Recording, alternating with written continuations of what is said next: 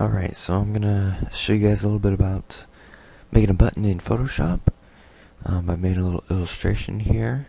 I've got my button here. You can add like a glow at the top. You can have a slash through the middle. You can have like sectioned off.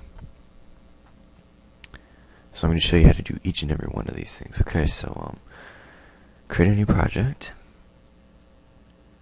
I'm going to set mine for 500 at 500. Alright, then click the rounded rectangle tool. I have mine set for 50 pixels. Create the rounded rectangle. I have my FX already on, but I'm going to clear it so that I can show you how to set it up. Okay, so press this little effects button, go to gradient overlay, and stop moving. I've got the gradient editor here. Now I've downloaded all of these gradients. You can do the same, but I'll show you which one I have up right now. Yeah, it's this one. Right. So these are the colors. You've got A2BCEA, 1375CA, 3CC69C. There's also another one in here somewhere, but I can't get to it. Alright, but you can pretty much set up the radiant or the gradient however you want. That's just what mine's set to. And I'm gonna go ahead and reverse it so that the glow's at the top. I also put a stroke up. Put a white stroke with 4 pixels. So that's what my button looks like. You can add your button however you want, but here's how to add some effects to it. Create a new layer. Alright. Then you're going to press Control and click the little shape right here. That's going to select the shape. And then click the selection tool right here. Make sure it's usually set for this one, but make sure that it's set for the third one. Alright. And then just drag about that much. Alright, so that's going to leave this all selected. Then go to Select, Modify, Contract it by 3 pixels. Alright, and then let's go to this one right here, the bucket.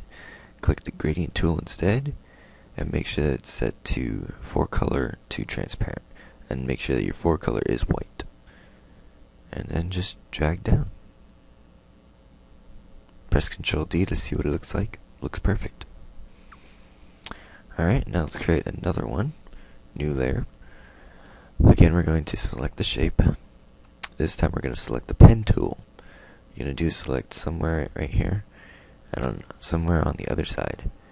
And then if you drag down, it'll do that. You can play around with this however you want. I'm going to drag like that. Once you're done, once you get that slash look, just click anywhere to select it all back. Alright, so then you got this. Right click inside of it and select Make Selection. And select Subtract from Selection. So that's going to subtract all this stuff.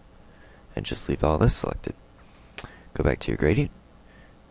And drag down. Deselect. And there's your slash. And you can edit this however you want.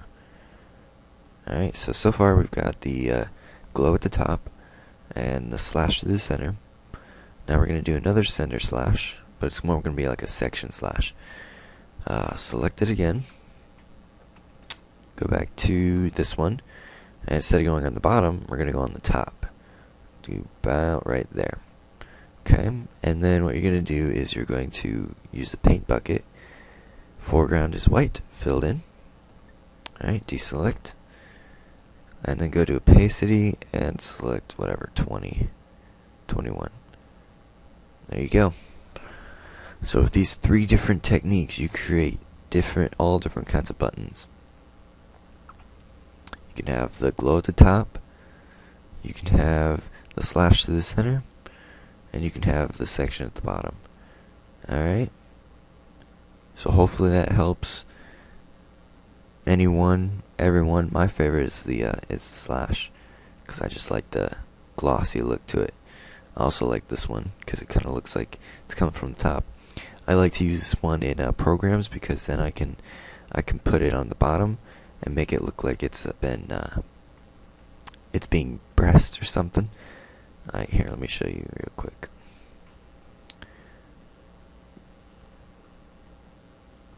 In my virtual desktop, I have these buttons.